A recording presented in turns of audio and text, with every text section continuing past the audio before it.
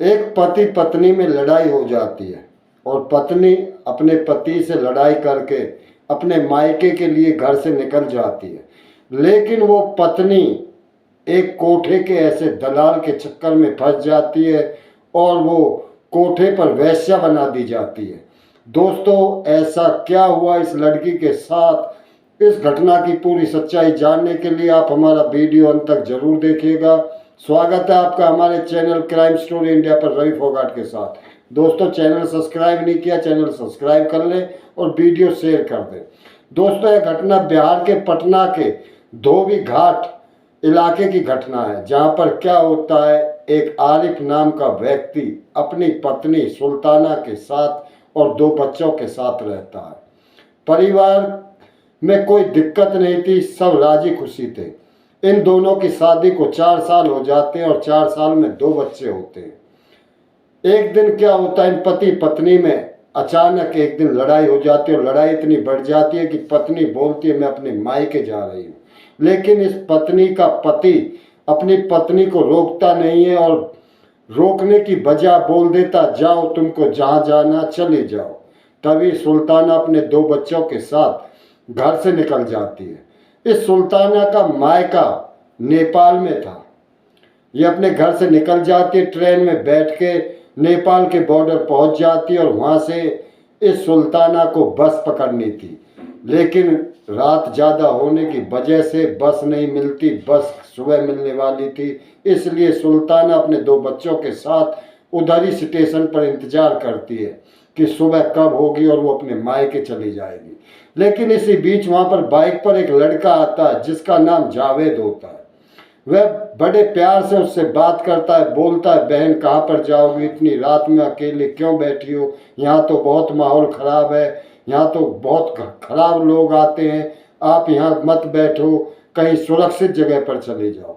सुल्ताना बोलती है कि ऐसा यहाँ पर क्या है। तभी वो बोलता है यहाँ पर शराबी, जुआरी और ना जाने आवारा किस्म के लोग आएंगे और तुमको पूरी रात परेशान करेंगे। अगर तुम बहन बोलो तो मेरे साथ मेरे घर पर चलो, सुबह हो जाएगी तो अपने घर चले जाना, मैं आपको बस में बिठा दूंगा। वो जावेद नाम का व्यक्ति सुल्ताना से बहन कर कर के बात कर रहा था, तो इस सुल्ताना को भी उस पर विश्वास हो जाता है और सुल्ताना इसके साथ इसकी बाइक पर बैठकर अपने बच्चों को लेकर इसके घर के लिए निकल जाती है और जावेद इस सुल्ताना को अपने घर ले जाता है।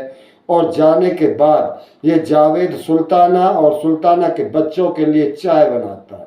लेकिन ये जावेद उस चाय में नींद की गोली डाल देता है, जिस वजह से सुल्ताना जैसे ही चाय पीती है तो वो सो जाती है और उसके बच्चों को भी वो चाय पिलाई जाती है, वो भी नशे में सो जाते हैं। तभी ये जावेद उनके बच्चे को, सुल्ताना के बच्चों को अलग कमरे में कर देता है और जिससे वो बहन कह रहा था जावेद, उसी सुल्ताना के साथ वो संबंध बनाता है। सुल्ताना को कुछ कुछ होश आता है और वो जान रही थी कि उसके साथ गलत हो रहा है, लेकिन वो नींद की वजह से कुछ कर नहीं पाई। इसी दौरान सुबह हो जाती है। सुबह सुल्ताना को सारी घटना का पता चल जाता है कि इसने मेरे साथ गलत किया है, लेकिन वो जावेद को कुछ नहीं बताती और बोलती है भैया मुझे और मेरे बच्चों को बस स्टैंड छोड़ आओ ताकि मैं अपने घर नेपाल जा सकूं।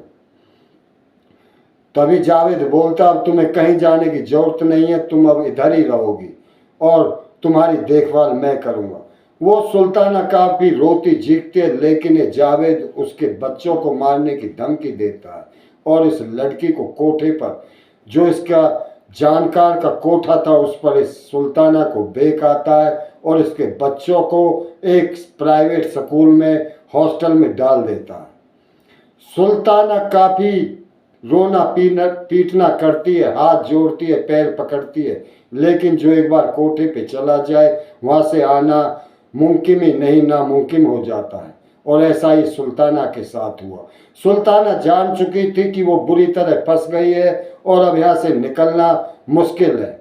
सुल्ताना कई बार भागने की कोशिश करती है, लेकिन सुल्ताना इस मक्कड़ जाल से या इस कोठे से भाग नहीं पाती और ऐसे धीरे धीरे 4 साल निकल जाते हैं। लेकिन एक दिन क्या होता है, इस कोठे पर एक ग्राहक आता है जब वो ग्राहक की भाषा सुन रही थी तो वो समझ जाती है कि ये नेपाल का रहने वाला है, इसकी बोली भाषा बिल्कुल हमारी तरह है। तभी ये मौका देखकर सुल्ताना बोलती है कि भैया मुझे बचा लो, मैं नेपाल की रहने वाली हूँ और ऐसे ऐसे यहाँ मैं फंस गई, कृपया करके मुझे बचा लो। वो अपने पूरे परिवार का और अपने पिता का एड्रेस इस नेपाल के ग्राहक को दे देती है। तो वो नेपाल का ग्राहक जो उस कोठे पर आया वो बोलता है कि मैं बहन आपको बचाने की कोशिश करूंगा और आपके पिता से भी नेपाल जाकर बात करूंगा।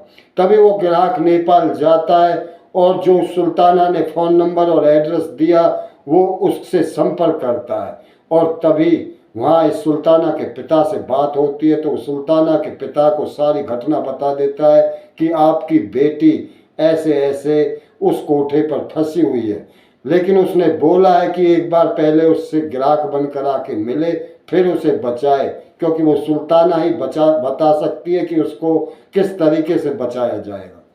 वो बूढ़ा बाप, उस सुल्ताना का बूढ़ा बाप रोने लगता है, परेशान हो जाता है, क्योंकि उसने अपनी बेटी को ढूंढने की बहुत कोशिश की, पुलिस में भी रिपोर्ट लिखवाई थी, लेकिन उसकी बेटी का कहीं पता नहीं चला।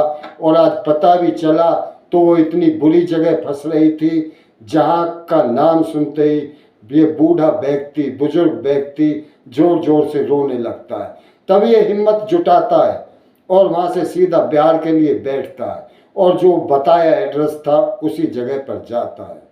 ये ग्राहक बनकर उस कोठे पे जाता है तो वो देखता है कि उसके सामने उसकी बेटी खड़ी है, लेकिन ये हिम्मत करके उसी बेटी को पसंद करता है और उसके पैसे दे देता है। जब ये दोनों कमरे में जाते हैं तो दोनों एक दूसरे के बाप बेटी गले रखकर बहुत रोते हैं और ये बेटी बोलती है कि पापा मेरे साथ ऐसे ऐसे हुआ, मेरे पति से झगड़ा हो गया और मैं घर से आ गई।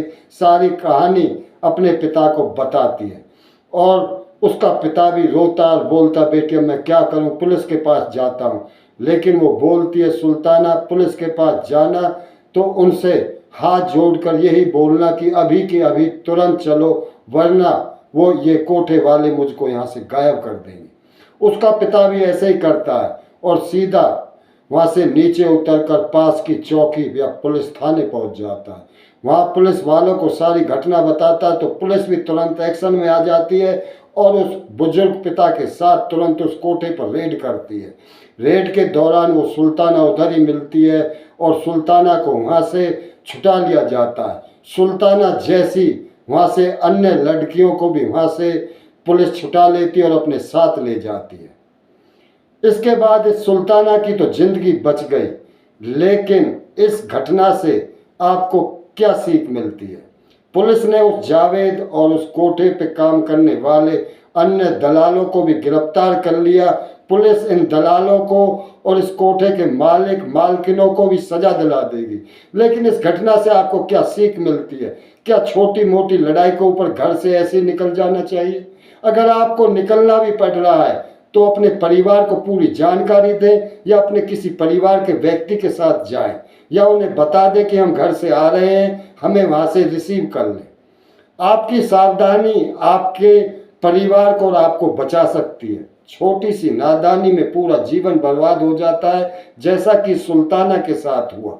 इस सुल्ताना ने अपने पति से लड़ाई की और रात के समय घर से निकल बैठी और उस जावेद नाम के दलाल पर 2 मिनट की बातों में भरोसा कर लिया और उसके साथ बाइक पर बैठकर उसके साथ चली गई और ऐसी जगह इस जावेद दलाल ने उसको बेच दिया जहां से निकलने में उसको 4 साल लग गए और इसका जीवन बिल्कुल नरक बन गया।